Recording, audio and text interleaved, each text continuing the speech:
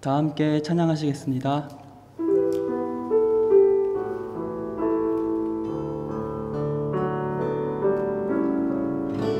주의 임재 앞에 잠잠해 주 여기 계시네.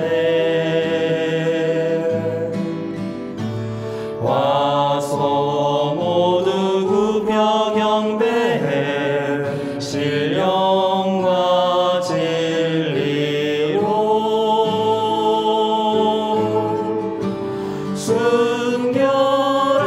순결하신 주님 거룩한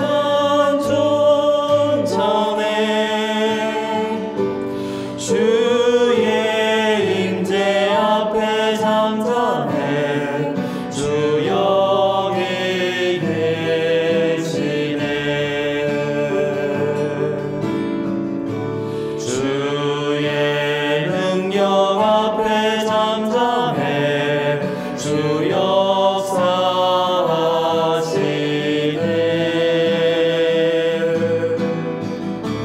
죄 사하고 치유하시는 놀라운 주네.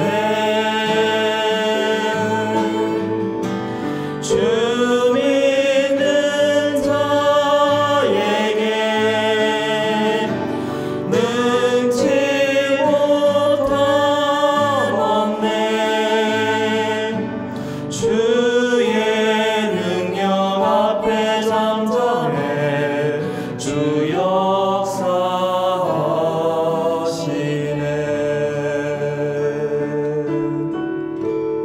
은혜 아니면 살아갈 수가 없네. 호흡마저도 다 주의 것이니 세상 평안과 위로 내게 없어도 예수 오직 예수뿐이네. 그 신계획 다 볼 수도 없고 작은 고난에 지쳐도 주께 묻긴 나의 모든 삶 버티고 견디게 하시네. 은혜 아니면 살아갈 수가 없네. 나의 모든 것 다 주께 맡기니 참된 평안과 위로 내게 주신 주 예수 오직 예수뿐이네.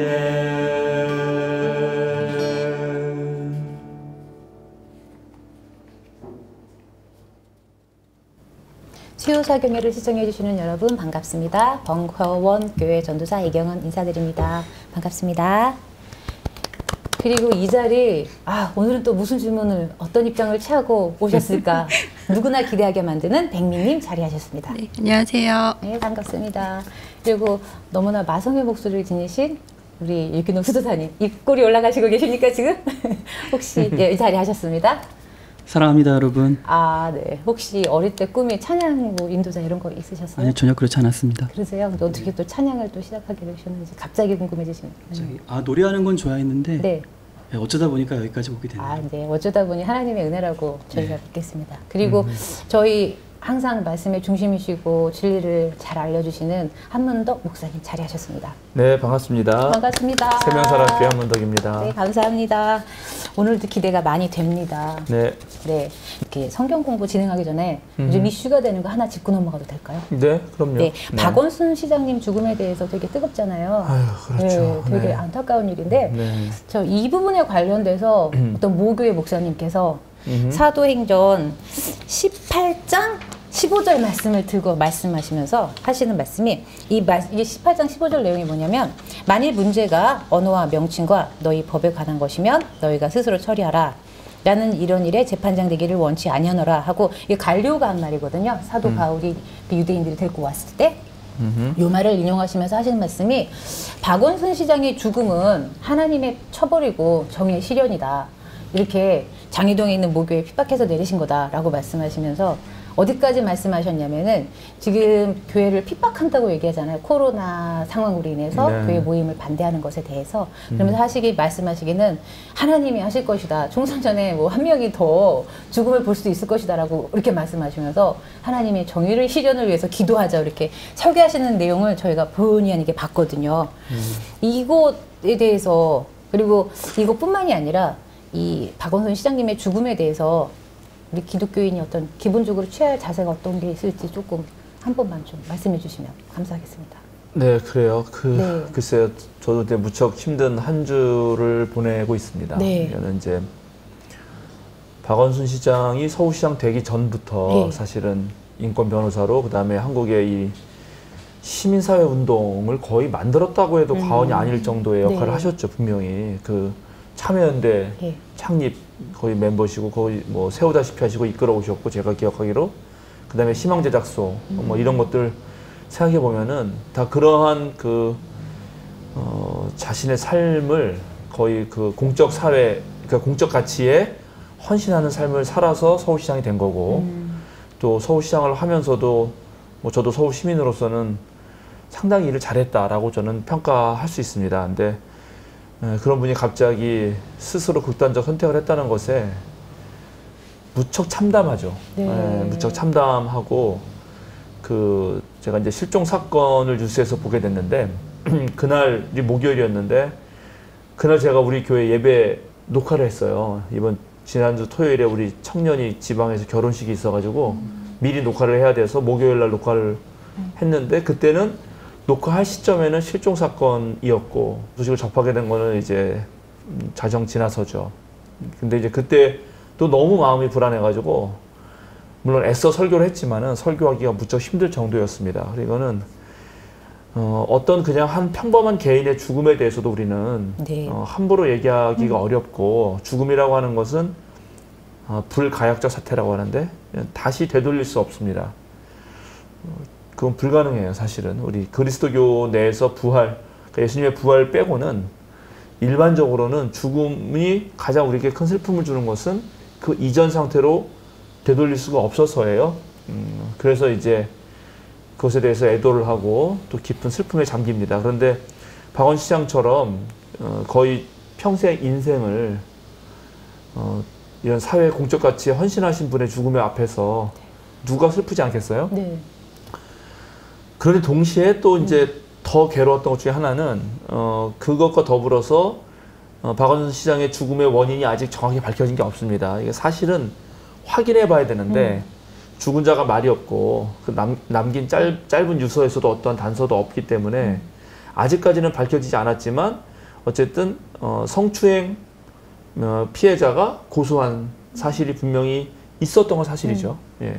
그리고 그것을 박 시장이 인지했는지 안 했는지는 모릅니다. 아직 밝혀진 게 없어요. 그러나 그런 여러 가지 정황상 만약에 그런 것이 사실이라고 하고 그것 때문에 박 시장이 돌아가신 거라면, 그러니까 스스로 그런 극단적 선택을 한 거라면 우리는 또 한 번 충격을 받지 않을 수 없어요. 근데 제가 이제 이런 일이 벌어지고 나서 지난 일주일 동안 장례 절차를 진행하는 그런 일주일 동안에 한국 사회에서 벌어지는 모습을 보면서 가장 안타까운 것은 어떤 사람에 대하여 우리가 이제 강남순 교수님이 페이스북에 아주 좋은 글을 쓰셨던데, 제가 읽은 글 중에 가장 균형 잡힌 글이라고 생각해요. 그러니까는 너무 순수주의적 열정, 그러니까는 자신은 그렇게 살지도 못하면서 타자에게는 완벽한 인간이기를 바라는, 그래서 그것에 어긋났을 경우에 너무 선과 악을 이분법으로 딱 나눠가지고, 그러니까 박 시장이 한쪽에서는 너무 이상화돼서 성자고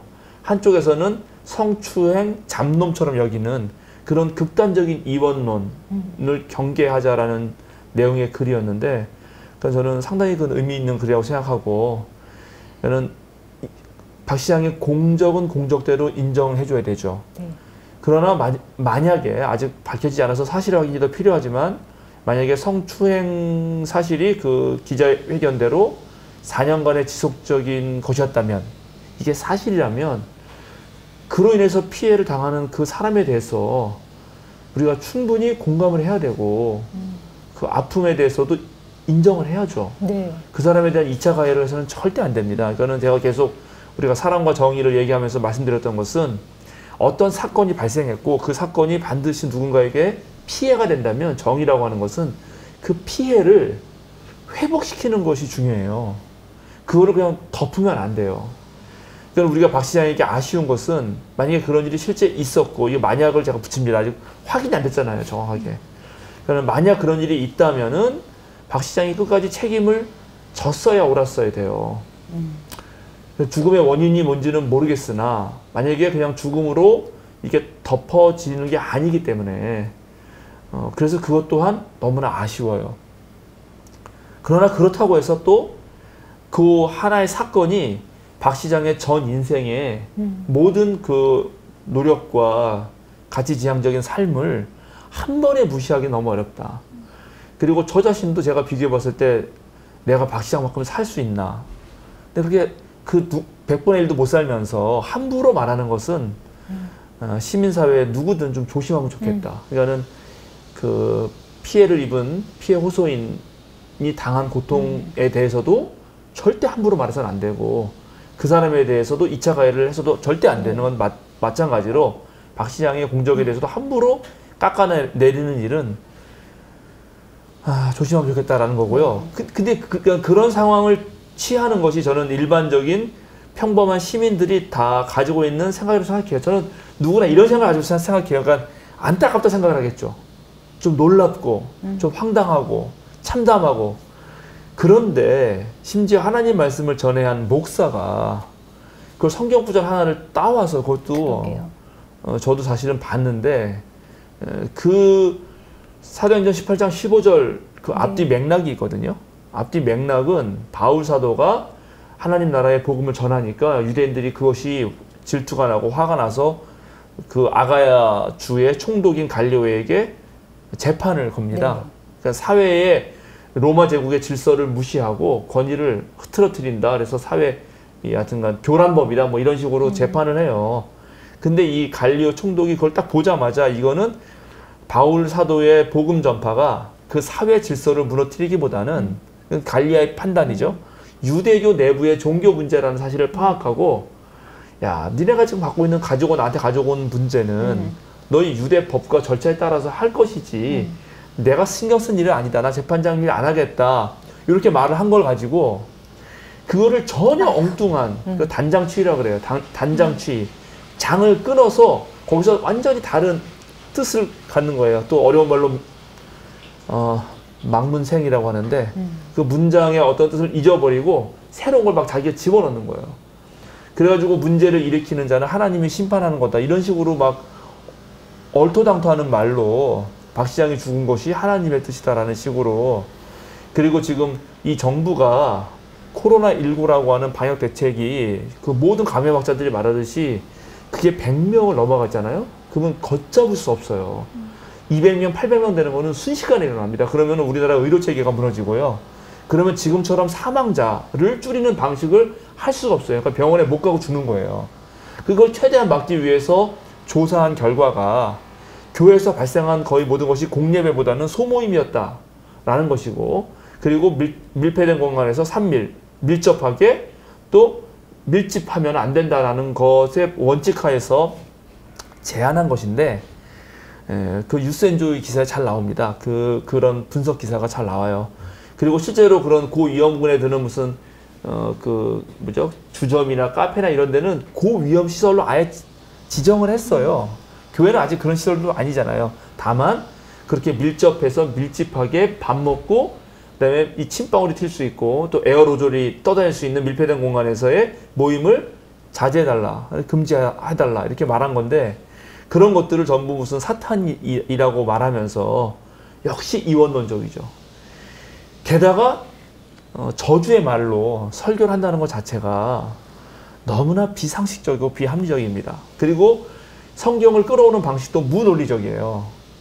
성경 내적 맥락에서 성서의 저자가 의도하는 것을 일단 깨닫고 그것에 대해서 말을 해야 되는데 그거는 완전히 무시하고 자기 생각 가지고 성경 말씀에 오히려 뒤집어 씌워요. 그리고 하나님 말씀이라고 말하는 거예요.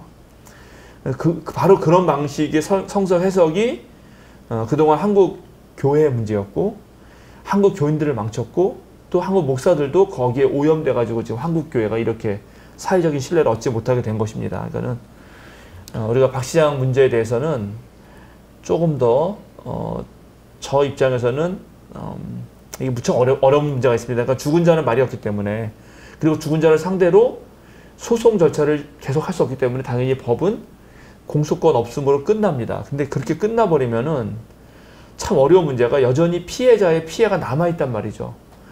그러면 그 남아있는 피해자의 피해를 어떻게 회복시킬 수 있는지 그의 아픔을 어떻게 돌볼 수 있는지에 대한 문제를 우리 사회가 좀 더 현명한 방식으로 고민해 보면 좋겠어요. 근데 아직까지는 정확한 피해 사실이 무엇인지는 확인되지 않고 있습니다. 그러니까는 이 부분을 어떻게 우리가 현명한 방식으로 밝혀내고 그리고 그런 누군가 아픔을 가진 사람들 그 사람의 그런 아픔을 조금이나마 좀 이렇게 회복시켜 줄 수 있는지 동시에 박 시장이 걸어온 그 공적 가치에 헌신한 그 위대한 길을 또 우리는 여전히 이어나갈 수 있는지 그러니까 모든 인간이 장점이 있고 단점이 있는데 그 사람을 봤을 때 그 뒤에 사람은 당연히 장점은 계승하고 단점은 줄여나가는 게 아주 당연한 거잖아요.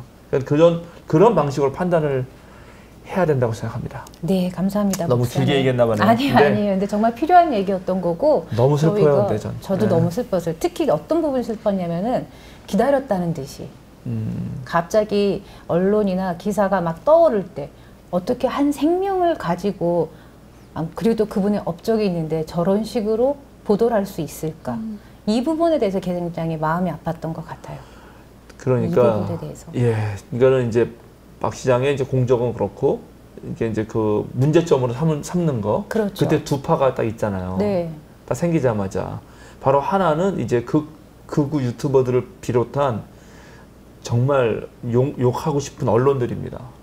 막 오보가 막 나오죠. 그렇죠. 예, 어디서 죽었다. 그리고 네. 내가 이걸 떠올릴 때 제가 어느 게 순치가 떠올랐냐면 옛날에 노무현 대통령 예. 돌아가시기 전에 그 봉하마을부터 서울로 저기 하러 오시거든요. 재판 관련해 가지고 그때 막 언론이 막 거기다가 엄청난 그거 집중해 가지고 막 쓰는 거예요. 그다음에 그 논두렁 시계 그거는 오보부터 시작해 가지고 그러니까 지금 그런 방식으로 이 문제를 처리하는 것은 우리 사회가 더 나은 사회가 되는데 아무런 도움이 안 됩니다.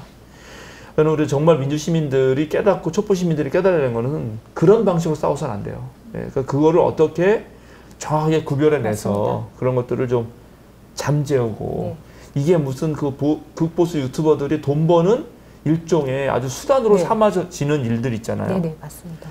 정말 천박하게 흐지없습니다. 너무 마음이 아프더라고요. 그걸 네. 보면서 정의사회의 실현, 사랑 없이는 안 된다.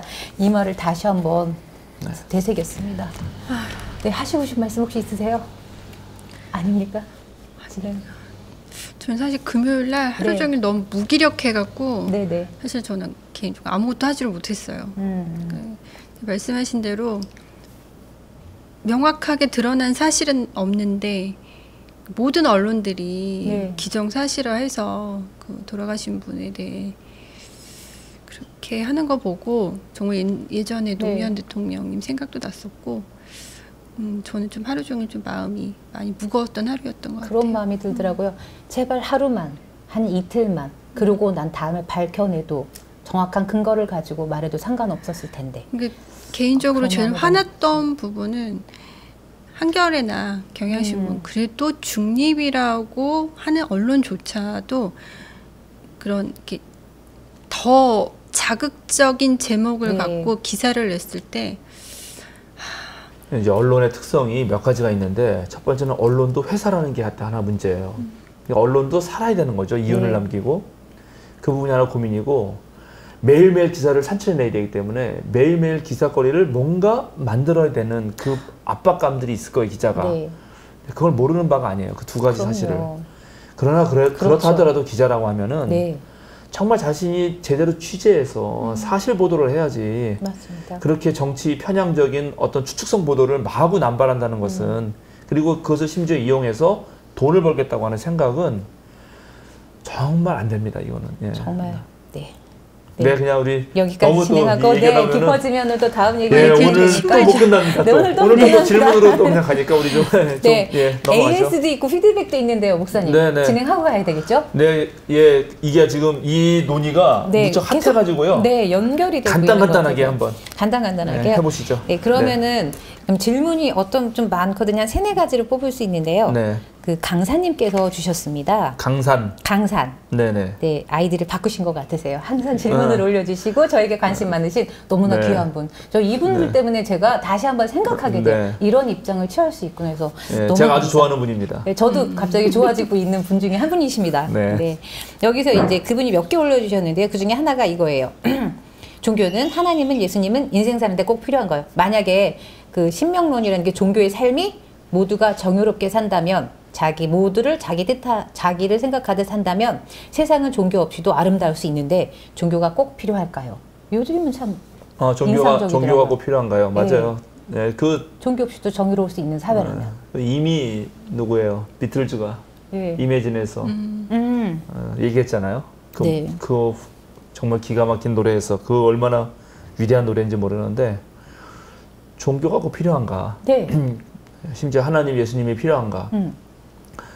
그래서 그렇게 물을 수 있어요. 네, 사실은. 근데 이제 그 물음에 대해서 이렇게 답변할 수 있어요. 저 같은 이제 종교 철학 공부하고 또 목사로서 사는 사람은 사실은 종교를 대상으로 놓고 종교가 과연 나에게 필요한가 이렇게 묻는 것은 아직 종교가 여전히 필요하다라고 하는 증거이기도 해요. 왜냐하면은 이건 이제 니스타니 게이지라고 하는 그 위대한 선불교학자, 일본의 선불교학자가 하신 말씀인데 상당히 의미가 있습니다. 그러니까는 세상에 아까 이 지금 질문하신 강사님의 질문에도 모두가 정의롭고 자비롭게 살 수 있다면 굳이 필요한가요? 그렇게 할 수 있다면 필요 없겠죠? 제가 가끔 우리 교인들에게 물어봐요. 하나님 나라에는 교회가 있을까요? 없을까요? 없을까요? 당연히 없죠. 네. 하나님 나라인데 무슨 교회가 있어요. 네. 하나님 나라가 아니기 때문에 교회가 있는 거거든요. 그러니까 무슨 말이냐면 이 세상이 자비롭고 정의롭지 못하고 여전히 유한성의 한계 속에 갇혀 있기 때문에 사람들은 누구나 인간은 그 유한성을 넘어서려고 하는 물음을 묻게 됩니다. 그냥 종교가 필요한가요? 라고 묻기 전에 그런 물음들이 생겨나버린 거예요. 네, 그래서 그 니스타니 게이지라고 하는 철학자는 뭐라고 말하냐면 종교라는 것은 사실 언제 나에게 확 필요한 것으로 다가오냐면 종교가 무엇인가, 종교가 필요한가를 묻는 데서 나오는 게 아니고 내가 물음의 대상이 될 때. 무슨 말인지 아세요? 아니요, 이해가 안 돼요. 그러니까 난 누구지? 네. 내가 왜 이렇게 사는 거지? 갑자기 어느 날 문득 내 삶이 물음의 대상이 되는 거예요. 내 삶이요? 내 삶이, 내 자체가. 내가 어떻게 생겨난 거지? 이렇게 사는 게 과연 맞나? 이렇게 내 삶 자체가 문제의 핵심으로 떠오를 때 그때야말로 그 사람에게 종교가 작동하고 종교가 필요하다. 아, 좀 이해가 되는 것 같아요. 이해가 되죠? 네. 그러니까는 종교가 어떤 대상으로 이런 커피가 나한테 필요하냐, 무슨 쌀이 필요하냐. 그래서 그분이 시작할 때 종교는 생필품이 아니라는 거예요. 네. 그 생필품 아니잖아요. 없어도 살아요. 그렇다고 사치품도 아니에요. 그럼요. 그렇죠? 뭐 사치스럽게 하는 것도 아니잖아요. 그런데 놀랍게 종교를 갖는 사람들은 그게 죽음의 문제와 연결되어 있어요. 그 정도로 소중해요. 왜 그러냐면 자신이 문제의 핵심으로 떠올랐기 때문에요. 가장 확실하고 믿었던 내 모든 가치관, 내 삶의 어떤 삶의 양식, 그게 일거에 무너지는 경험을 하거든요. 자기가 문제로 떠오르면. 그때 말로 자기도 모르게 뭐 그게 부처님이 됐든 하나님이 됐든 아니면 그냥 무슨 신이시여 하든 그런 탄성이 터져 나오는데 바로 그런 사람에게야말로 종교가 유의미하고 종교가 필요하다 이렇게 말합니다. 죽음이요? 네, 죽음이 가장 그런 리얼한 자기를 삶의 문제로 가져오죠. 그죠? 생각해 보세요. 만약에 당장 지금 우리가 되게 잘 있지만 갑자기 몸이 이상한데 병원 갔더니 막 의사가 얼굴로 흑빛을 하면서 정말 죄송한데 한 달 정도 남은 것 같다고 이렇게 말해보세요. 그러면 기존에 내가 가지고 있던 모든 생각, 모든 계획, 그게 일거에 새하얘집니다. 그러니까 죽음이 가장 자기를 문제 삼을 만한 계기를 줘요. 그래서 이제 많은 철학자들이 죽음 얘기를 당연히 했죠. 하이데거 같이 대표적인 학자가 그랬고. 그러니까 하나님이 필요한가요? 예수님이 필요한가요? 이런 질문은 언제 생기는 거냐면 오히려 내가 유한성에 직면했을 때, 내가 문제로 떠올랐을 때 생깁니다. 네. 하나는. 그리고 또 하나는 이제 역사의 부름을 받을 때 떠올라요. 역사요? 예, 역사. 그러니까는 나는 이렇게 살고 싶어요. 행복하게. 근데 갑자기 일본이 쳐들어온단 말이죠. 그래서 내 주변 사람들이 죽어나가, 일본한테. 갑자기 내 백성이 노예가 되고 내 땅을 뺏기고. 근데 나는 좀 뭔가 의미 있게 살고 싶은 사람이었는데 이런 상황에서 갑자기 역사가 나한테 훅 치고 들어오는 거죠. 너는 어떻게 살 것이냐. 그럴 때 이 사람은 선택해야죠. 실존주 선택을 해야 돼요. 레스탕스가 될 것인가, 친일파가 될 것인가, 아니면 소리 없이 그저 굴종하며 그렇게 종으로 살 것인가, 일본에. 예, 그럴 때 종교적 물음이 떠오르고 종교적 결단을 합니다. 네. 그거는 이제 그런 네. 몇 가지가 있어요. 그래서 네네. 그 질문에 대해서는 네네. 한번 이렇게 대답해드리고 싶네요. 네, 감사합니다. 그리고 또 다른 거는 지난번 그 말씀 중에서 우리 일하는 일꾼들 비유가 있었잖아요. 품꾼 비유. 그 저희가 이제 말씀하시기를 어떻게 말씀하냐면 즐거워 일하는 거다. 노동이 꼭 고생, 힘든 건 아니다. 기쁠 수도 있다. 있잖아요. 그렇죠. 즐거워서 일할 수 있는 사람도 있다는 말씀은 제가 했죠. 보편성에서 벗어난 얘기가 아닐까요?라는 칼 같은 질문을 또 해주셨습니다. 어떻게 변을 해주시렵니까? 근데 네. 그 부분은 네. 저희 이제 지난주에 이제 우리 녹화 끝나는 끝내고 거죠? 저희끼리 네. 이제 사담에서 이제 나눈 네. 얘기랑 잠깐 연결이 되는데 사실 우리나라에서는 좀 힘들지 않을까라는 힘들죠. 현실적인 부분에서 좀 멀지 현실적으로 않을까? 목사님. 그래요. 맞아요. 네. 네, 그 일반적인 생각들이죠. 뭐 취직하기도 힘들지만 취직을 딱 했어요. 그럼 그때 엄청 기쁘겠죠. 네. 근데 며칠 회사 다니면은 이에서 나가고 싶겠지. 맞아요. 그런 마음들을 우리 모든 네. 아마 시민들이 어느 정도 가지고 있을 거라고 생각이 들어요. 네. 예, 그래서 질문하신 분 말씀 이해가 돼요. 네. 어떻게 기쁘게 일할 수 있는가. 그런데 그것이야말로 조금 우리가 기대하고 희망하고 조금 지향해야 할 어떤 이상향일 수 있지 않을까. 네. 그러니까는 내가 자꾸만 우리가 돈을 생각하면 악착같이 일할 수 있거든요, 사실은. 네. 다 그렇죠. 자본주의사회니까. 그렇죠. 내가 요만큼 일했는데 내가 좀만 더 열심히 일하면 더 많이 주겠다. 그러면 어우. 막 악착같이 하잖아요. 그렇지요. 예. 그런데 그렇게 예수님이 하시는 말씀은 그렇게 돈을 위해서도 그렇게 악착같이 일한다면 내 이웃, 제가 그때 가족이라고까지 예를 들었지만 내 이웃의 삶을 위해서도 그렇게 신나게 일할 수 있지 않겠느냐. 꼭 그렇게 상대적 비교를 통해서 박탈감을 느끼면서 일해야겠느냐 하고 예수님이 초청을 하는 거죠, 우리를. 예. 그럼 초청을 하면 제법 뭐 괜찮아요. 해볼만 하다는 거죠. 그 그리스도인들이 한번 그렇게 해보자는 거죠. 네. 네. 그 정도로 이해하시길 바랍니다. 동참해 보도록 하겠습니다. 네, 네. 또 그리고 있죠. 두 또 개만 하요, 있습니다. 이번에 두 지금. 개만 더 하고 넘어가. 네. 그게 막 좀 많은 분들이 많이 댓글을 올려주셨는데 다 소개하기는 너무 힘들고요. 네. 좀 추렸습니다. 정의는 결국 사후 처방을 위한 것일까요? 잘못을 저지르고 그에 대한 대응을 하는 것은 정의 그 자체보다는 정의롭다고 말할 수 있는 게 아닐까요? 정의라면 바른 것을 말함이 아닐까요? 그렇다면 잘못이 발생하기 이전에 존재하는 게 맞다고 생각합니다. 아, 그래요. 이제 이분 네. 질문 그러면서 이제 예. 하신 말씀이 뭐였냐면은 동등하게 대하는 자세가 정의일 것이다라는 결론으로 맺어주셨어요. 아, 그러니까는 네.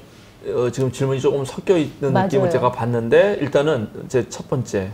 그럼 먼저 이런 일이 발생하기 전에 알아서 잘 해주면 그게 정의여야 되는 거 아니냐. 그러면 100% 동의합니다. 네. 근데 어디 그런가요, 삶이. 삶이 안 그러니까 일이 터지고 나서 이건 뭔가 억울하잖아요, 우리가. 아까 다들 그때 억울하시다고 네. 그랬죠? 억울하다 그러면서 좀 더 정의로운 세상으로 가는 거죠. 예, 그러니까는 정의가 사후 처방인 측면이 없지 않아 있어요. 우리 사회가 완벽하게 정의로운 사회면 그 전두환이가 말한 정의구현 사회가 뭔지 모르겠지만 하여튼간 전두환이가 말 안 했어도 정말 우리 사회가 정의구현 사회가 됐다면 이런 말 할 필요가 없겠죠. 그런데 그렇지 않으니까 그렇지 않기 때문에 부정의함에서 발생하는 어떤 피해가 있고 나서야 그때서야 이게 불이었구나 깨닫게 되고 피해자의 억울함을 말하고 나서 다시 좀 더 정의로운 사회로 한 발 한 발 가는 거죠. 그러니까 이제 그거는 이해가 됩니다. 그 네. 말은 예, 그런 지점이 분명히 있을 거예요. 그래서 그러면서 우리가 미리 다 완벽하게 정의로운 사회를 세팅할 수 있다면 최고인데 이제 그거를 이분도 말씀하시면서 결국은 역지사지의 마음이 중요한 거 아니냐. 네. 아 근데 그게 아주 좋은 말이고 되게 중요해요. 그건 이제 한스 퀸이라고 하는 신학자가 있는데요. 그 신학자가 이제 그 91년 그때쯤 이게 세계화 논의가 되게 이 지구상에서 많았거든요. 지구는 결국 지구촌이고 한 가족이고 그래서 세계 윤리를 구성해야 된다라는 생각들을 하게 됩니다. 그러니까 지역과 인종과 나라와 남녀와 이런 걸 떠나서 지구촌에 사는 정말 세계 시민으로서 윤리를 구상한다면 어떤 원칙을 세워야 되느냐. 그래서 그 세계 윤리를 구상하는 데 있어서 제1명제를 정해요. 그 제1명제가 뭐냐면은 바로 육아에서 말한 기소불욕 물시어인이에요. 내가 원하지 않는 것을 남에게 시키지 마라. 기소불욕 물시어인이라 한자어인데. 어려웠습니다. 예. 근데 이제 거기에 또 그거를 할까 또 하나 딱 맞붙은 게 예수님 말씀이에요. 내가 대접받고자 하는데 남을 대접하라. 근데 내가 대접받고자 하는 대로 남을 대접하라가 떨어지고 기소불욕 물시어인이 세계 윤리학자, 세계 철학자들이 모인 데서 선택된 거는 내가 남에게 대접을 받고자 하는 대로 할 때는 그 기준이 나예요, 나. 그러니까 내가 받고자 하는 것, 내가 원하는 것이잖아요. 네. 그것을 남에게 할 때 타자가 원하지 않을 수도 있거든요. 그렇죠. 그러니까 자칫하면 이게 위험할 수가 있어서 그런 위험성 때문에 그거는 약간 밀리고 내가 원치 않는 것은 최소한 남에게 하지 않겠다. 그리고 오히려 소극적인. 그렇죠? 최소한 그 정도만 안 해도. 그렇죠? 그러니까 예를 들어서 지금 성수행 이런 문제도 마찬가지죠. 누가 나한테 뭐가 원하지 않는 신체 접촉 싫잖아요. 그럼 남한테 안 하면 되는 거거든요. 근데 나한테 누가 나 머리 쓰다듬으면 좋다. 그 내가 나한테 머리 쓰다듬어줘. 이건 위험할 수 있거든요. 그러니까 이해가 되죠? 네. 네, 이런 식으로 역지사지의 마음을 모두가 가질 수 있다면 정의가 사후 처방이 안 되고 사전 처방이 되시겠죠. 근데 그렇지 않은 지점이 있어서 그렇게 발전해 왔다는 말씀을 드립니다. 네.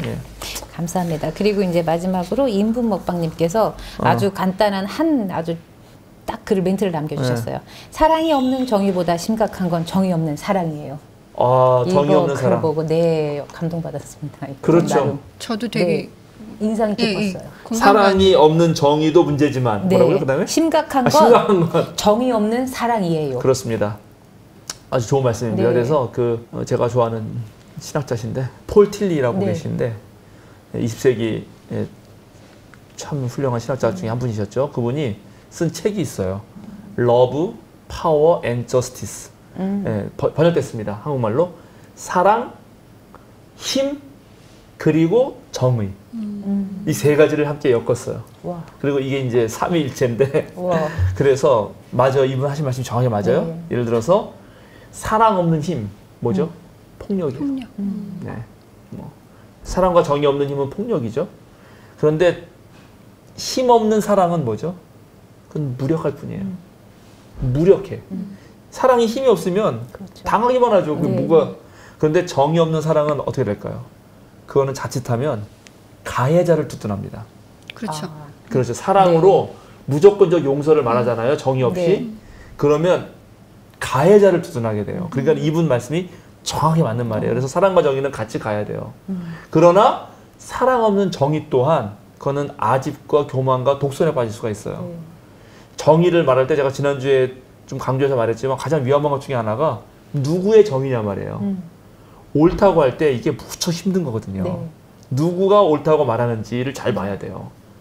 진리라고 말할 때도 이게 정말 보편적인 것인지 아니면 그 진리라고 말하는 그 사람에게 유리한 것인지 이걸 잘 봐야 돼서 하여튼간 사랑, 힘, 정의는 함께 가야 된다 이 말씀 드리고 이렇게까지 말씀드리고 제가 저도 지난주 내내 또 여러분들의 질문 때문에 하나 고민한 게 있어요.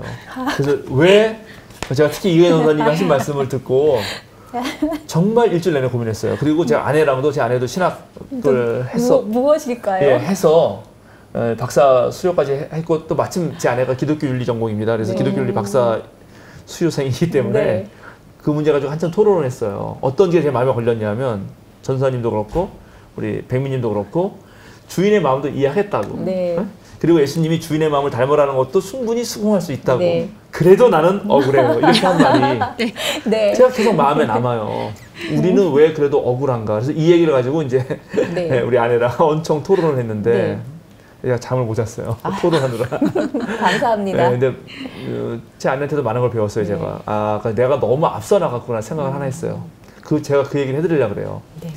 왜 여러분들이 억울했냐면 바로 그 억울한 느낌을 받은 것이 정의가 맞기 때문이에요. 무슨 말이냐면 동일 노동에 동일 임금을 주는 것이 정의가 맞거든요.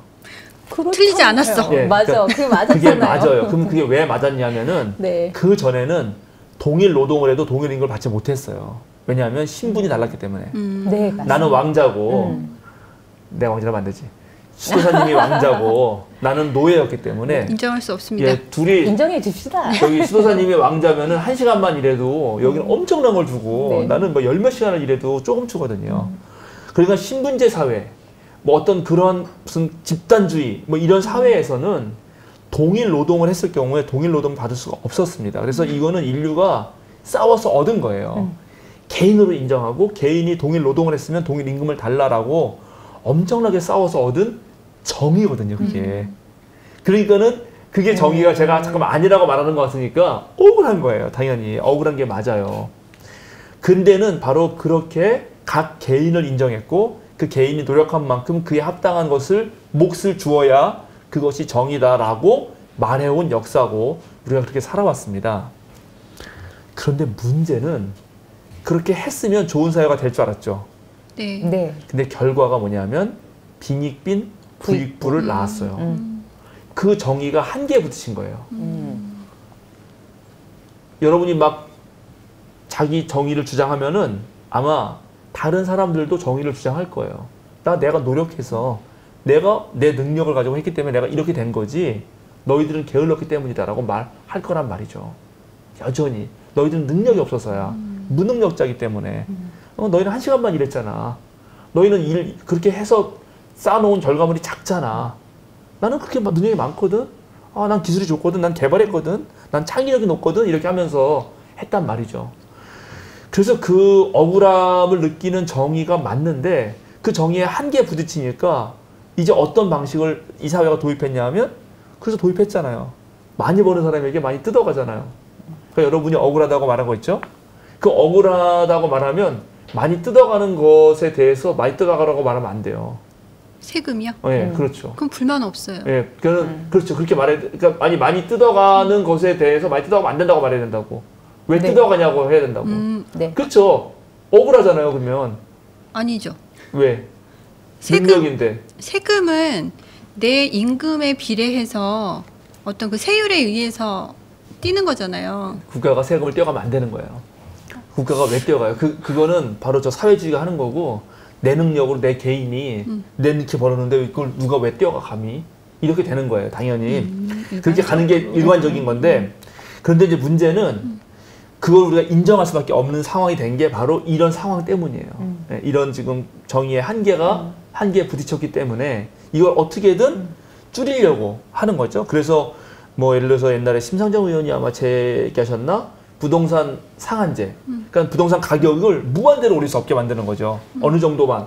예, 그걸 다 능력으로 환원해 버리면 안 되고.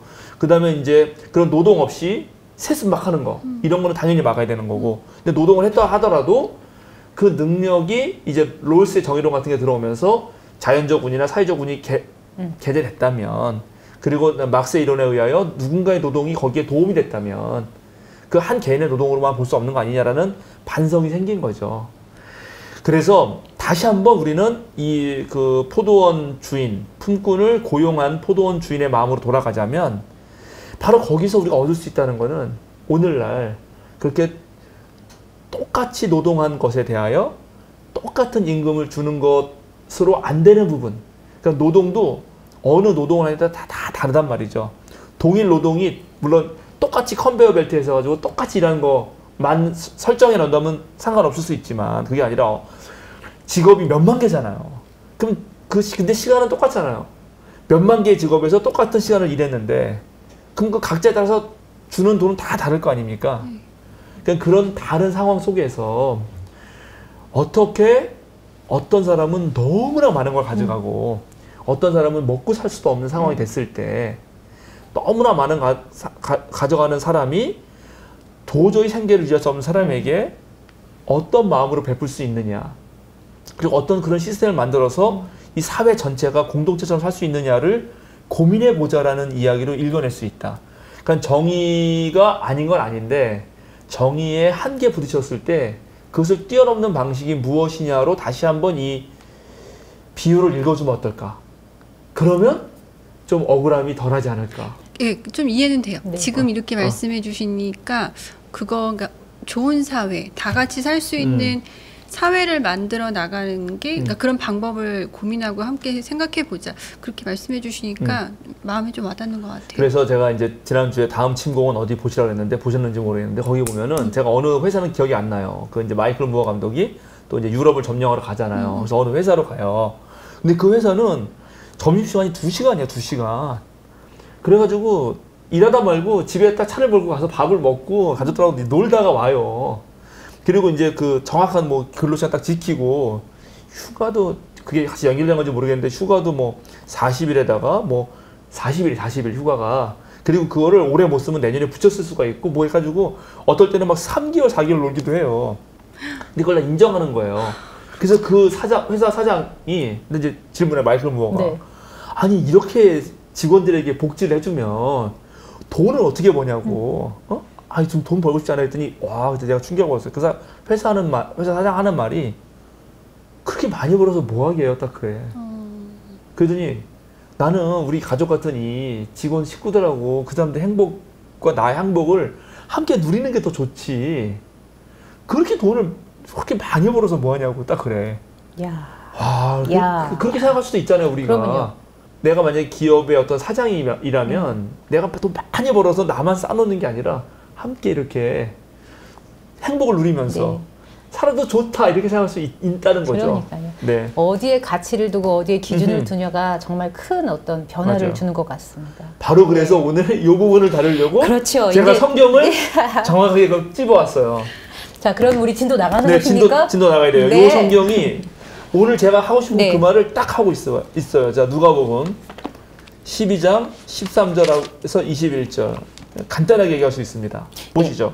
12장 13절부터 읽겠습니다. 네. 무리 가운데 어떤 사람이 예수께 말하였다. 선생님, 내 형제에게 명해서 유산을 나와 나누라고 해주십시오. 예수께서 그에게 말씀하셨다. 이 사람아, 누가 나를 너희의 재판관이나 분배인으로 세웠느냐? 그리고 사람들에게 말씀하셨다. 너희는 조심하여 온갖 탐욕을 멀리하여라. 재산이 차고 넘치더라도 사람의 생명은 거기에 달려있지 않다. 그리고 그들에게 비유를 하나 말씀하셨다. 어떤 부자가 밭에서 많은 소출을 거두었다. 그래서 그는 속으로 내 소출을 쌓아둘 곳이 없으니 어떻게 할까 하고 궁리하였다. 그는 혼자 말하였다. 이렇게 해야겠다. 내 곡간을 헐고 더 크게 짓고 내 곡식과 물건들을 다 거기에 쌓아두겠다. 그리고 내 영혼에게 말하겠다. 영혼아, 여러 해 동안 쓸 많은 물건을 쌓아두었으니 너는 마음 놓고 먹고 마시고 즐겨라. 그러나 하나님께서 말씀하셨다. 어리석은 사람아, 오늘 밤에 내 영혼을 내게서 도로 찾을 것이다. 그러면 내가 장만한 것들이 누구의 것이 되겠느냐? 자기를 위해서는 재물을 쌓아두면서도 하나님께 대해서는 부여하지 못한 사람은 이와 같다. 네. 아멘. 자, 이 말씀 우리가 읽었는데 네. 찬찬히 보면은 여기에 지금 예수님이 하신 말씀 중에 그러니까 어떤 사람들이 찾아오죠. 네. 어떤 사람 한 명이 찾아오네요. 내 형제에게 명해서 형제라 그러니까 이게 형인지 동생인지 모르겠는데 아마도 동생인 것 같아요. 그런데 그러니까 형한테 말해서 그러니까 아버지가 이제 형한테 다 유산을 주고 돌아가셨는지 아니면은 그냥 돌아가셨는지 상속을 해야 되나 봐요. 근데 형이 안 줬나 봐. 그죠? 네. 그러니까 그런 분위기. 예수님이 오셔가지고 지금 형한테 좀 내 유산 좀 주라고 해달라고. 그러면 좀 해줘야 될 것 같은데 내가 보기에는 안 해줘 예수님이. 그리고 말하는 뉘앙스가 예수님이 별로 기분이 안 좋아요. 네. 이 사람아, 누가 나를 너의 재판관이나 분배인으로 세웠느냐 이렇게 말해놓고 하는 말씀이 사람들에게 말이지 사람들에게 이렇게 해놓고 너희는 조심하여 온갖 탐욕을 멀리하여라. 재산이 차고 넘치더라도 사람의 생명은 거기에 달려있지 않다. 자, 이제 어떻게 생각합니까? 이제 여기 좀 질문해야 돼. 여러분, 사람의 생명은 어디에 달려있나요? 여기에 달려있는 거 아닌가요? 재산에? 지금은 그렇죠. 저는 이 설교를 어디서 많이 들었냐면요. 네. 주로 이거 설교하시는 목사님들 보면은 돈이 중요한 게 아니다. 재물이 중요한 게 아니다. 헌금해라. 아이고, 또 이렇게 또 오버했구나. 헌금하라로 정말 많이 가세요. 그렇죠. 아, 그렇군요. 네. 네. 뭐 이렇게 재물에 욕심을 두지 마세요. 재물이 뭐 큽니까? 이 재물 욕심 부리면 안 됩니다. 헌금하시고 하늘에 그 쌓아두십시오. 자, 금방 죽을지도 모르는데 이렇게 설교를 많이 하셔요. 그러니까 지금 저희 마지막 21절에 네. 보면 자기를 위해서는 재물을 쌓아두면서 하나님께 대해서는 부여하지 못한 사람이 이와 이렇게 같다. 정말 많이 이게 이제 하세요. 핵심 문구로 네. 해서 헌금을 강요하는 설교를 많이 들었었죠. 그래. 저도 좀 배워야겠네. 아니, 자, 보세요. 우리 용미님이 배워야 돼. 농담이고. 네. 근데 여기서 야, 이런 거 정말 주의해야 돼요. 우리가 돈과 재물을 함께 섬길 수 없다. 하나님 분명 말씀하셨는데, 그러니까 돈과 재물이 아니라 하나님과 재물은 하나님과 만몬은 동시에 섬길 수 없다. 이렇게 말씀하셨으니까 돈에 대한 그리스도교인의 입장을 정확히 가져야 돼요. 제가 반복해서 여기서도 말씀했던 것 같아요. 말하지만 돈은 사용 가치에 있어요. 돈은 쓰는데 가치가 있는 거예요. 돈은 쌓아두는데 가치가 있는 것이 아니에요. 돈은 돈의 주인은 나예요. 돈은 섬기면 안 돼요. 그러니까 하나님은 섬겨야 될 대상이고 돈은 써야 할 대상이에요. 그렇죠. 근데 이걸 쌓아둔단 말이죠. 잘 쓰거든요. 예, 그렇죠. 아주 훌륭해요. 그게 천수 씨랑 맞는다고 얘기했잖아요. 네, 잘 그래서 써요. 여기서 문제는 뭐냐면 그래서 사용할 돈이 아예 없는 거. 그러면 큰일 나죠. 그럼 우리 빵이 아예 없게 되니까 그러면 죽죠. 사람이 빵으로 살아야 돼요. 네. 빵만은 아니지만 빵이 중요한 거예요. 그런데 문제는 여기서 뭐라 하냐면 예수님이 온갖 탐욕을 멀리하여라. 그죠? 사람의 생명은 거기에 달려있지 않다 하면서 재산에 대해서 말하는 것 같지만 사실은 재산이 아니라 재산을 더 차고 넘치게 가지려는 탐욕을 딱 찝는 거예요. 그러니까 재산이 내가 어느 정도 있으면 그거를 잘 사용해서 내 생명을 유지하는 데 쓰면 되는데 그거를 안 하고 어떻게 한다? 바로 여기 예를 들었잖아요. 어떤 사람이? 창고에 쌓아둬요. 쌓아둬. 네. 그래서 이제 지금 예수님이 1차적으로 경계하는 것은 재산 자체보다는 재산을 쌓아두려고 하는 탐욕. 이게 경고를 해요. 그러니까 풀지 않고 그렇죠. 혼자만 탐욕. 그냥 쌓아두는. 근데 탐욕이 이제 이게 어떻게 되냐면 탐욕은 탐하는 욕구잖아요. 네. 그러니까 저걸 보면 갖고 싶은데 네. 이거예요. 이게 탐하는 욕구예요. 근데 탐하는 욕구를 내 안에서 개발시키잖아요. 네. 그럼 뭐가 거기서 발생하냐 하면 소유욕이 발생해요. 소유욕. 네. 이걸 가지고 이제 딱 아까 말한 풀어주지 않고 네. 이걸 지니고 요거 지니면 또 지니고 네. 또 지니고. 근데 이게 지니다가 지니는 게 채워져요, 안 채워져요? 안 채워지죠. 그러면 이 탐욕이 소유욕이 됐다가 이제 어떤 걸로 또 다른 욕구를 나한테 생기게 하냐면 약탈욕이 생기게 돼요. 안 채워지니까 약탈하고 싶어요. 이제 이게 문제거든요. 네. 그러니까는 정말 사람의 생명이라는 거는 간단하게 말하면 내가 먹고 사는데 필요한 것은 어느 정도예요. 그래서 내가 살아가는데 필요한 집은 뭐 80평, 100평, 무슨 5,000평 이렇게 필요가 없잖아요. 네. 그죠? 그 한국 사회에서 아마 그게 있어요. 기준. 뭐 내 식구가 살 때 그 살기 위한 기준 평수 뭐 이런 게 있어. 평수가 나와 있어요. 그 찾아보세요. 제 기억에 세 식구가 17천 몇 평이나 그랬는데 그런 식으로 그 이상은 과한 거예요. 그 정도면 충분하다는 거죠. 예를 들어서 말하자면. 그러니까 이런 거를 예수님이 첫 번째 이제 얘기하신 거고. 그러니까 누가 계산을 해봤대요. 우리나라 네. 이제 지금 삼성에 네네. 지금 누워 계신 회장님이 그러니까 좀 시간이 좀 몇 년 전 얘기긴 한데 그러니까 그분과 동일한 생활 패턴을 즐기기 위해서 얼마가 필요한가 계산을 해봤더니 130억. 130억. 한 달에? 아니요. 평 매일? 그냥 내 통장에 왜냐하면 130억을 넣어놓으면 아, 이자가 넣어놓으면? 발생을 하잖아요. 넣어놓으면 살 수 있다고? 네, 그렇죠. 네. 130억만 넣어놓으면 그게 이건희 그분과 같은 동일한 그런 어떤 생활 유지를 할 수 있다고 계산을 했더라고요.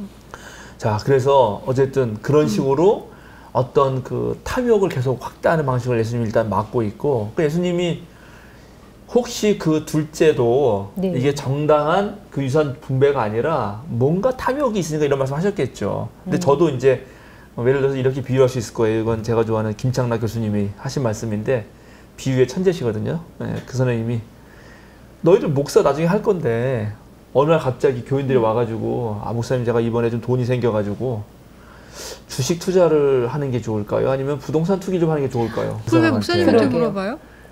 그런 분 많으세요. 그러니까 그런 느낌, 그런 그런 느낌이었다는 분 거예요. 많으세요. 예수님이. 있어요. 예수님이 오늘 네. 그런 그 정도 느낌이었으니까 많아요. 이렇게 답변했다는 거예요. 그건 이해가 안 되는데. 그렇죠. 그러니까 그럼 저는 당연히 저도 제가 그걸 뭘 알겠어요. 제가 해본 적이 없는데 주식이라는 거는 네. 단 한 주도 사본 적이 없는데 네. 그러니까 모르잖아요. 당연히 모르길 뿐만 아니라 저의 관심은 거기에 없어요.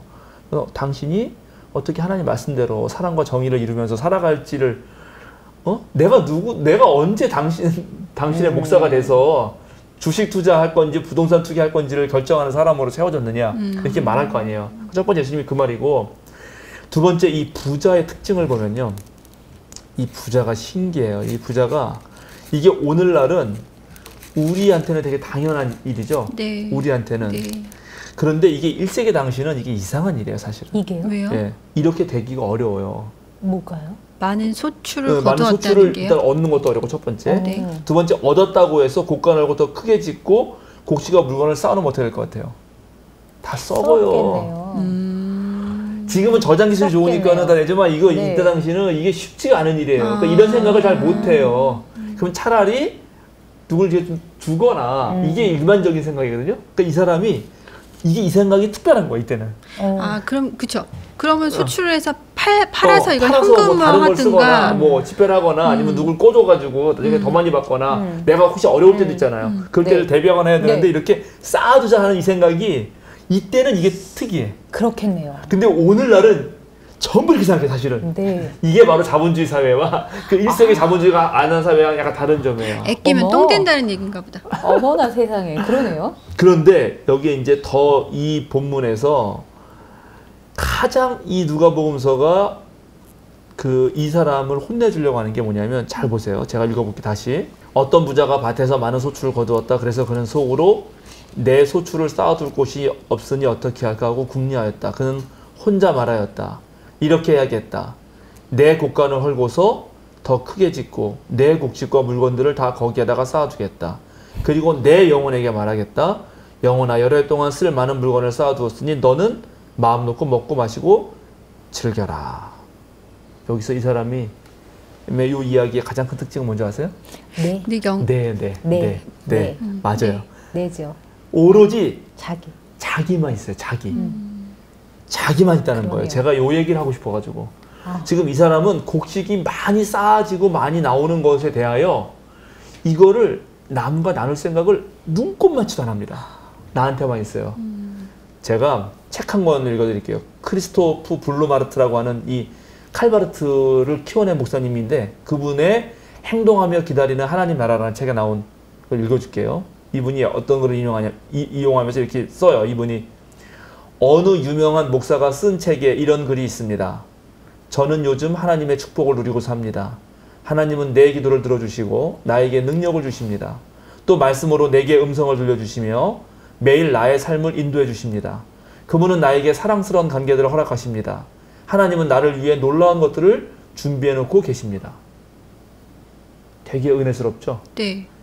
아주 다들 이렇게 찔려요, 기도하고 저는. 다들 감동하죠? 저는 제가 갑자기 이렇게 찔리고 이걸 있어요. 인용하고 제가 뭐라고 설교했냐면, 이 고백은 신앙 좋은 사람의 간증처럼 들리지만 사실 이 글에는 온통 자기밖에 없습니다. 모든 것이 자기에게 초점이 맞춰져 있습니다. 예수 그리스도의 사역 안에서 도래한 하나님 나라가 그저 한 개인의 응석을 받아주시고 원하는 것을 채워주는 것으로 축소되어 있습니다. 사랑은 무엇일까요? 사랑은 사랑하는 대상을 향하여 시선을 돌리고 그 자리로 내려오는 것입니다. 그래서 하나님 또한 저 하늘에 머물지 않고 이 세상으로 오셨고 낮고 천한 것을 마다하지 않으셨으며 십자가에 달리기까지 하셨던 것입니다. 사랑은 타자를 향해 있는 거거든요. 근데 이 부자는 지금 이 예수님 말씀하시면서 이 재물에 대한 어떠한 욕심을 가진 부자의 시선은 타자를 단 한 번도 향하지 않습니다. 자기에게만 향해 있어요.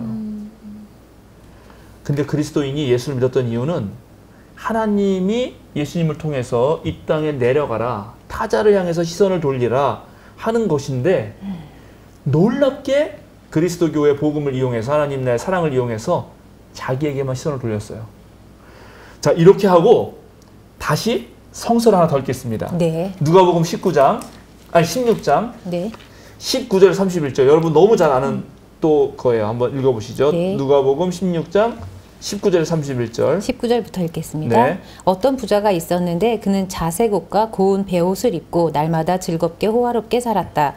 그런데 그 집 문 앞에서 나사로라 하는 거지 하나가 헌데투성이 몸으로 누워서 그 부자의 상에서 떨어지는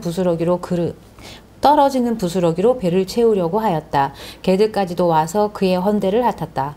그러다가 그 거지가 죽어서 천사들에게 이끌려서 아브라함의 품에 안겼고 그 부자도 죽어서 묻히었다. 부자가 지옥에서 고통을 당하다가 눈을 들어보니 멀리 아브라함이 보이고 그의 품에 나사로가 있었다. 그래서 그가 소리를 질러 말하기를 아브라함 조상님 나를 불쌍히 여겨 주십시오. 나사로를 보내서 그 손가락 끝에 물을 찍어서 내 혀를 시원하게 하도록 하여 주십시오.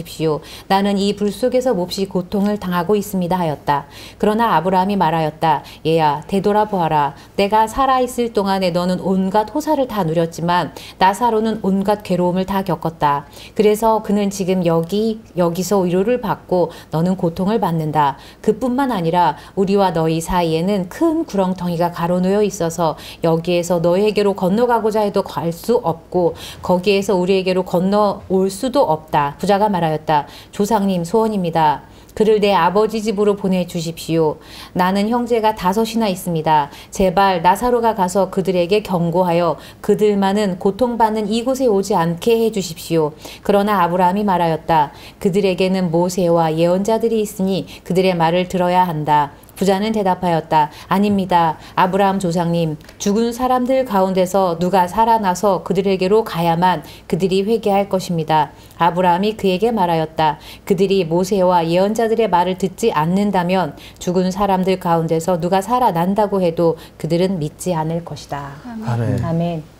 네, 이제 이 이야기에 대하여 뭐 여러 가지 얘기를 할 수 있고 또 처음 이 글을 읽는 분들은 막 궁금증이 이런저런 게 많이 생길 수도 있어요.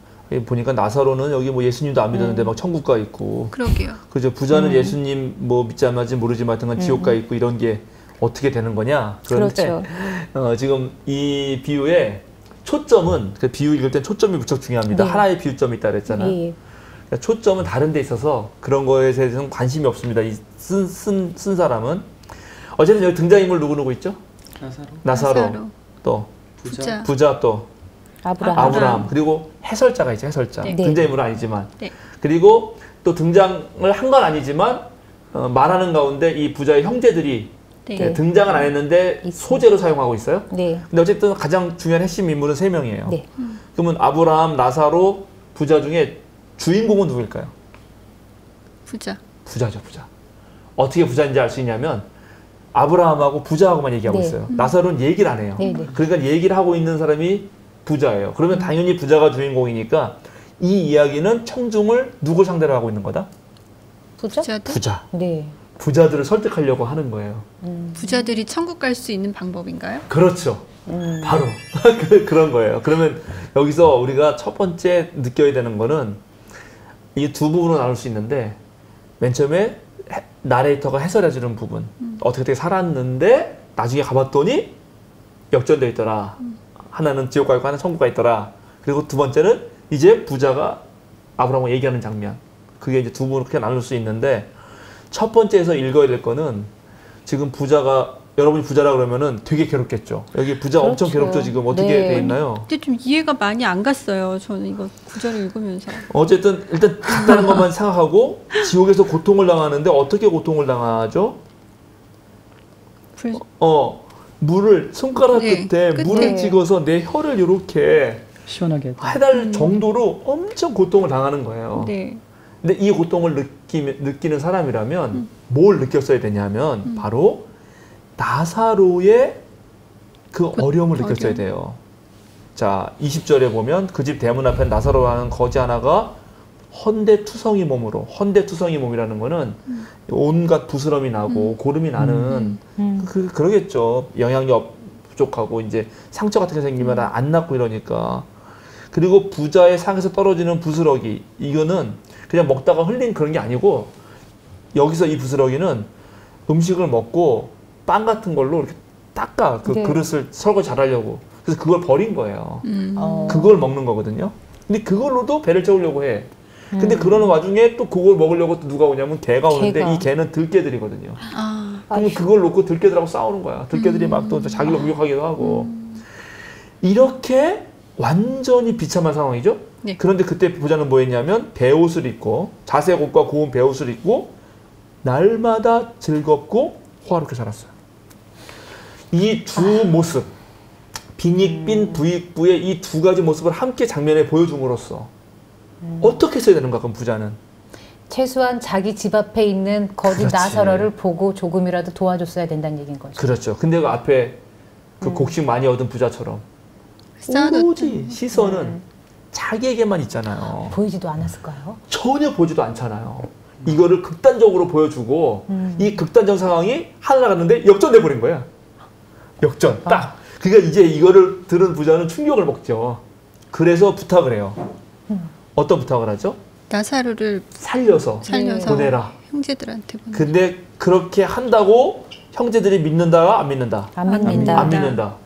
거기는 뭐가 있다 그랬어요, 지금? 모세와 모세와 예언자들의 말. 그거는 뭐예요? 율법. 율법과 예언서. 예언서. 그러니까 이미 성경이 그들에게 있고 그 말씀을 읽으면서도 안 하는 놈들은 설사 죽은 사람이 살아나서 간다 해도 안 믿는다는 거예요.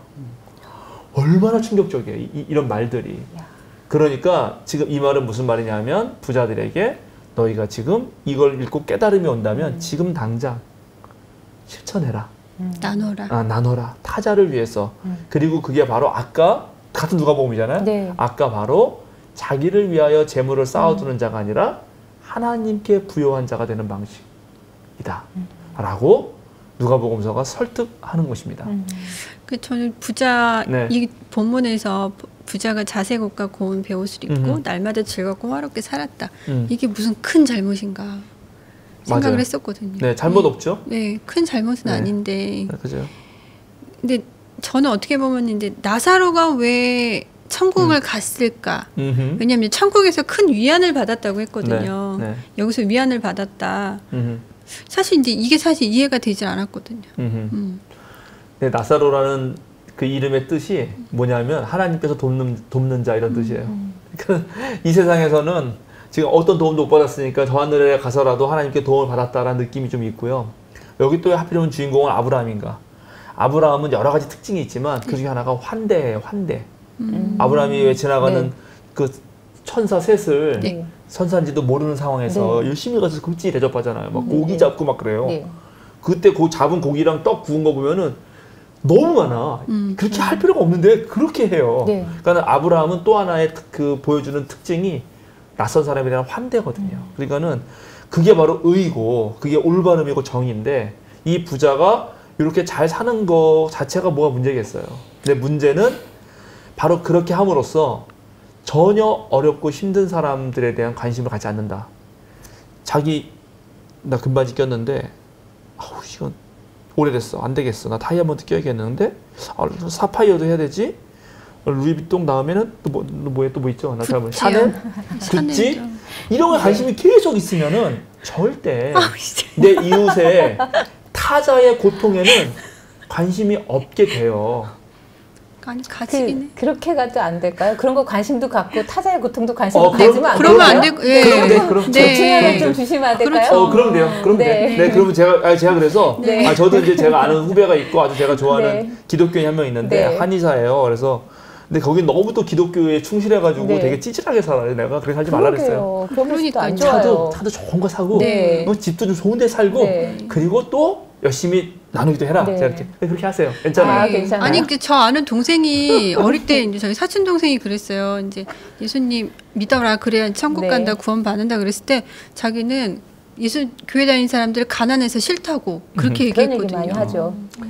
자, 그래서 좀 이게 참 감사한 게 뭐냐면요. 이 정도 비유가 되게 어려울 수도 있었을 텐데 저희가 정의에 대해서 되게 많이 맞아요. 논의를 하고 왔잖아요. 맞아요. 부가 무엇인지. 그래서 이 비유가 이렇게 짧은 시간이지만 많이 이렇게 쉽게 이해가 되는 것 같아요. 이제 금방 확 와닿죠. 네. 그리고 여기 이제 예수님이 아까 그 누가복음 12장의 비유에서 사람의 생명은 거기에 달려 있지 않다 그럴 때 네. 그 생명이란 단어가 푸시케가 아니고 조예예요. 조예. 근데 그 헬라가 다른데 푸시케는 목숨, 우리의 숨 이런 거예요. 그러니까는 그리고 조예는 참된 삶이라고 번역하는 게 좋아요. 그러니까는 예수님이 계속 말씀하시는 거예요. 우리한테 너희 참된 삶이 어디에 있느냐. 아까 말한 탐욕.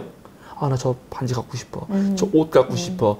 그래서 그 탐욕에서 내 소유욕. 나 막 집에 이제 막 하면 방 한 10개 해가지고 옷 쫙.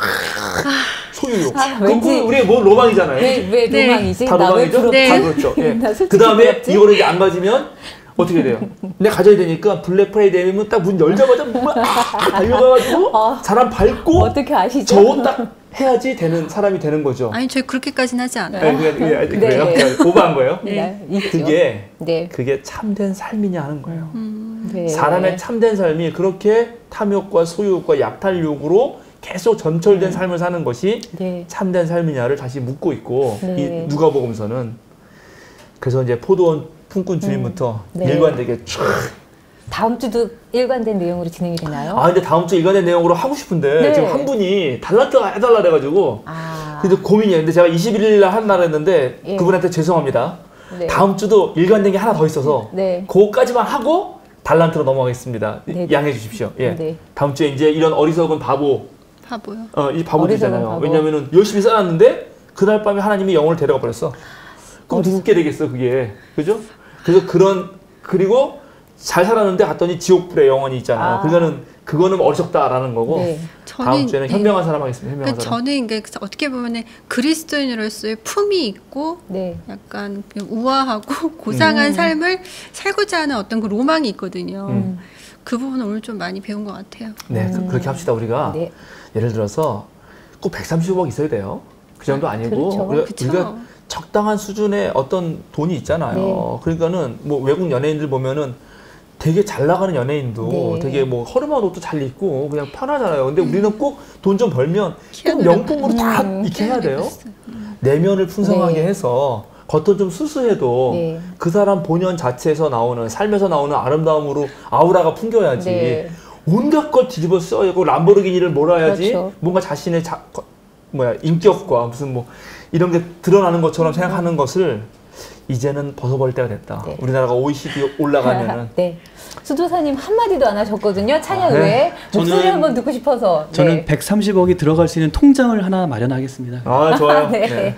네, 그럼 마무리 거기에 부탁드립니다. 130만 원이라 들어가도록 제가 기도하겠습니다. 네. 네. 자, 우리 이제 시간도 좀 됐으니까 또 오늘도 기도하고 마치고 네. 다음 주에 또 만나 뵙겠습니다. 기도하겠습니다. 주님, 정말 우리가 탐욕스러운 자, 손에 움켜쥐는 자, 그것으로 삶에 만족을 느끼는 자가 되지 않게 하시고 정말 한 명의 일꾼을 더 고용하려고 애쓴 포도원 주인이나 그 다음에 이웃을 향하여 자신 것을 온전히 내어주셨던 우리 하나님, 또 그의 아들 예수님, 그리고 그의 뒤를 따랐던 많은 제자들의 모습을 닮아가는 저희가 되게 하옵소서. 아멘.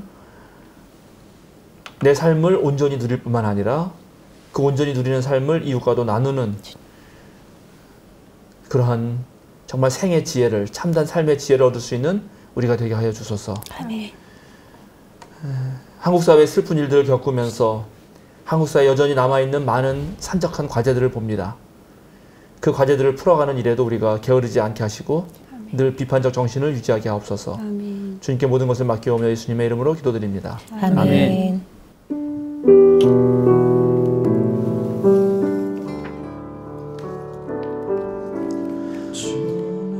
주의 임재 앞에 잠잠해 주 여기 계시네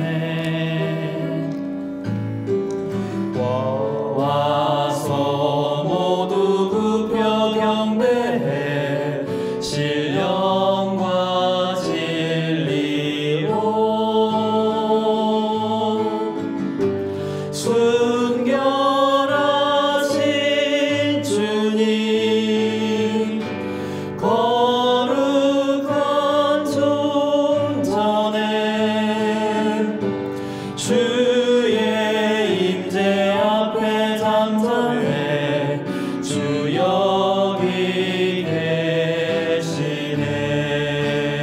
주의 능력 앞에 주의 능력 앞에 잠잠해 주 역사하시네.